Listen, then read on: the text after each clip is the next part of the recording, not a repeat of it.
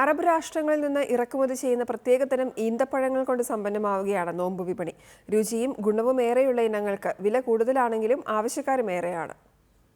Tunisia, Algeria, Oman, Saudi, Jordan, UAE തുടങ്ങിയ രാജ്യങ്ങളിൽ നിന്ന് ഇറക്കുമതി ചെയ്ത ഈത്തപ്പഴങ്ങളാണ് ഇത്തവണ വിപണി കീഴടക്കുന്നത്.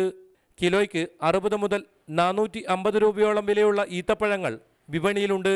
ഒമാന്റെ കിമിയാണ് ഇത്തവണ താരം.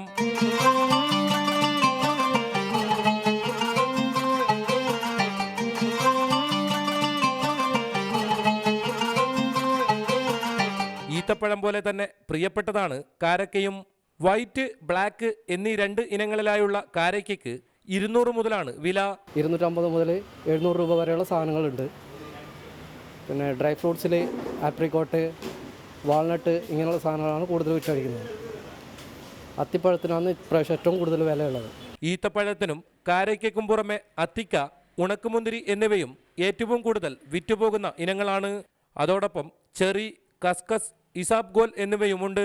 ഈത്തപ്പഴത്തിനും മറ്റ് ഉണക്കുപഴങ്ങൾക്കും പുറമെ ജ്യൂസ് കസ്റ്റഡ്, ഫലൂദ, ദൂത് മിൽക്ക് ഷേക്ക് എന്നിവയും നോമ്പ് വിപണിയിലെ താരങ്ങൾ തന്നെയാണ്.